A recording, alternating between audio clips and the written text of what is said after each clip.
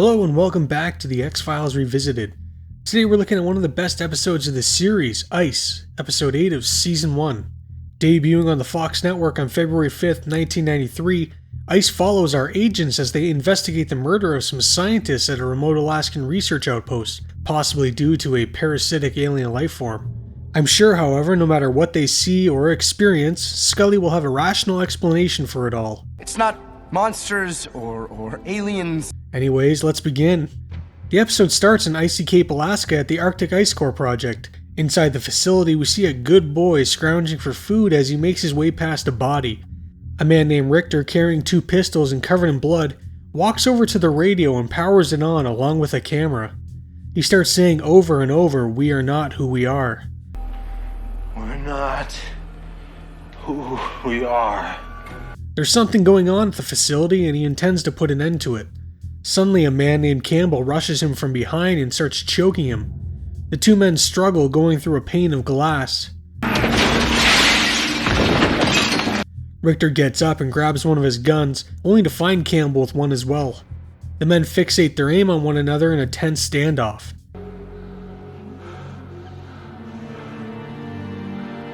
They both lower their guns, placing them instead against their own heads. We see outside the facility where gunshots are heard and flashes can be seen from inside. So far, this opening is my favorite of any episode to date. It's intense, and if you have never seen this episode, it really leaves you wondering just what the hell is going on. We're at FBI headquarters and Agents Mulder and Scully are watching video from the Ice Core research team. Mulder tells Scully the team's mission was a success and they had experienced no issues at the time. That is, until the following week and their next transmission. We're not who we are. Scully asks Mulder what happened up there. So far, nobody's been able to reach the compound because of bad weather.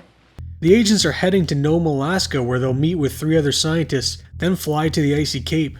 However, due to incoming weather, they don't have much time. The National Weather Service reports a 3-day window to get in and out before the next Arctic storm. Bring your mittens. At Doolittle Airfield in Nome, Alaska, we're introduced to geologist Dr. Denny Murphy as he enjoys some old recorded football plays. Touchdown! Faust is God!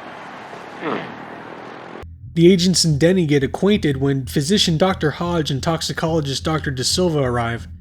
Hodge, right off the bat, wants to see everyone's ID, already playing into the paranoia.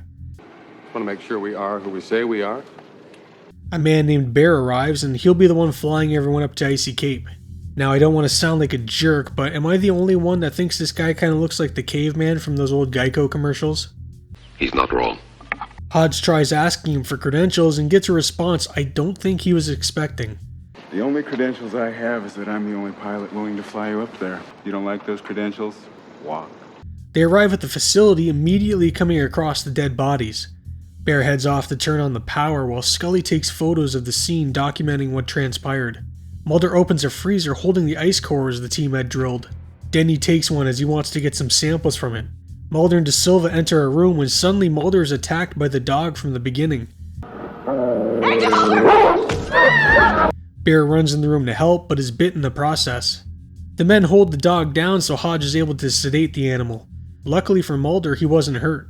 Yeah, he didn't break the skin. Bear, you okay? You got me. They look over the dog and discover it has swollen lymph nodes, which De Silva says are symptoms of the bubonic plague. The poor dog has some kind of skin irritation as well, and what the hell was that? Look at this. Well, at least they're all thinking the same thing. Meanwhile, Bear is in the bathroom checking his wound and removes his shirt, finding those same black nodules. Back with Scully, who has come to the conclusion the men all killed one another. From the autopsies, it's clear these men killed one another. Bear asks her if any of the men had those nodules and if they could be responsible for the men killing one another. Hodge comes in stating he wouldn't rule it out as the nodules on the dog are gone. Bear is now starting to panic at this point. Would you say it's time for everyone to panic? Yes, I would, Kent. Mulder goes over to Denny asking him to help him interpret some satellite photos of the area, and it turns out the team was drilling into a meteor crater. The numbers indicate the topography to be concave. Looks like they were drilling inside a meteor crater. Hodge and Scully begin to argue as Scully tells him she found ammonium hydroxide in one of the blood samples. Denny speaks up saying he found some in the ice, but that's not all. Not a foreign object. Ooh. Ah yes, some kind of disgusting parasite. Scully then tells everyone she found the same thing in Richter's blood, but I'm not sure why she was keeping it a secret until now. It's a secret. Shut up. Bear couldn't care about some bug, however, and wants to get the hell out of there. Mulder, however, tells them they can't leave without proper quarantine procedures. De Silva notes the infected dog did bite Bear, and this sets him off. The dog did bite Bear. It jumped Mulder, too! Hey, look, there's only one way to... Scully, being the rational one, decides they need to test one another to determine if anyone is infected. Each person needs to provide a blood and stool sample. Okay. Anybody got the morning sports section handy? Bear, however, isn't doing anything but getting the hell out of there. The others take a vote and decide they need to test Bear until they know for sure he's okay. Bear agrees, but psych. Scully, with a lovely double leg takedown, manages to pin Bear to the ground. They throw him on a table where he starts to seizure and convulse. And that's when De Silva notices something. Ah yes, Bear has one of those worms, just lovely. Hodge asks for his bag as he needs to cut it out with a scalpel as it's killing him. Hodge starts operating and oh dear God.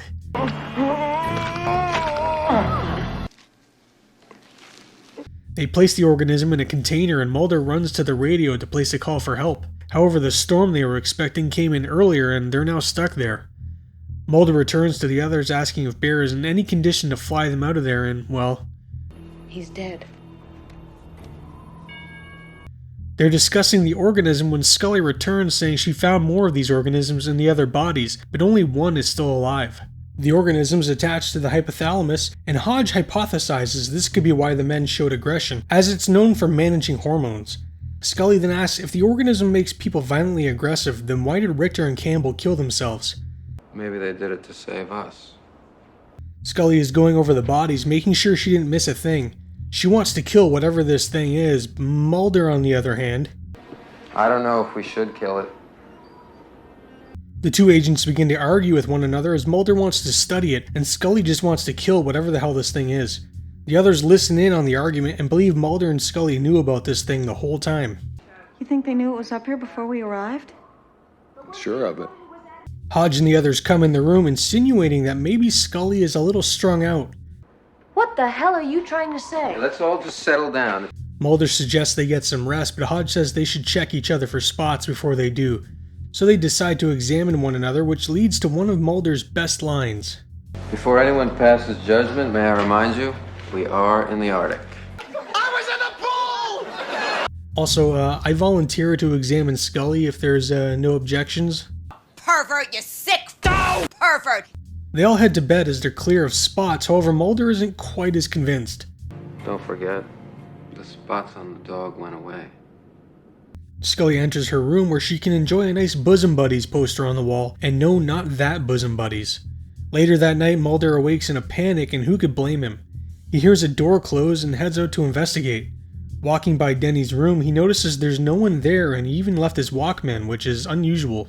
Walking into the main room, he notices blood dripping from the freezer. Always a good sign if you ask me. Anything suspicious? No, nothing to worry about. Mulder opens it and, well... yeah, no one would have found his body in there. The others all just happen to arrive at that exact moment and things don't look good for Mulder. And so the infighting starts. The accusations, the paranoia of who could have committed the murder. Scully pulls a gun on Mulder and they explode on one another. Put it down! You put it down first! Scully! They lock Mulder in a storage room and at this point he's probably safer than they are. Scully gets back to the others and before she can check De Silva's neck, Hodge confronts her asking her what she's doing. He mentions she's the only one with a gun and if she's infected they don't stand a chance. So Scully removes the magazine from both hers and Mulder's guns and throws them outside, maybe 5 feet from the door? Also, each gun probably still has a round in the chamber, so they're not exactly empty. Scully tries making a distress call, but there's no answer because of the ongoing storm. Hodge and De Silva are working on a way to destroy the parasite when De Silva, because of a lack of sleep, makes a costly mistake. Oh, damn it, what did I just get through telling you? You just infected already infected blood. However, due to blind luck, they discover the parasites will kill one another when introduced to each other. Scully places the two worms they have next to one another and they immediately become aggressive. Ah, sweet 90s CGI. Although not much worse than what we have today. The parasites will not tolerate another invading its host and will kill one another. So they come to the conclusion the only way to kill one of these worms is to introduce another into the same host. They place one inside the ear of the dog and, well, it seems to work. Well, now it's Mulder's turn, I guess. Let's see if he's receptive to the idea. Scully volunteers to go in alone first because she has to be sure he isn't infected before they go through with this. Scully tells Mulder they found a way to kill the worms. 2 worms in one host will kill each other. However, how do both worms manage to kill one another? You would think one would be stronger and simply kill the other first, right? Do the worms always just happen to kill each other in combat? Mulder turns around so Scully can check the back of his neck and she doesn't find anything. She heads for the door, but not before Mulder can grab her to do the same. And maybe it's just me, but the way he grabs her and pulls her shirt down, I think his intentions go beyond just looking for a parasitic alien worm. De Silva notes this is the last worm they have and she doesn't believe Scully is going to let them give it to Mulder. Scully comes out and tells them Mulder is not infected. He's uninfected. So is she. So things immediately turn to the other two. Hodge says alright, but he wants to check on Mulder first. Mulder is immediately grabbed and Scully is thrown into the room.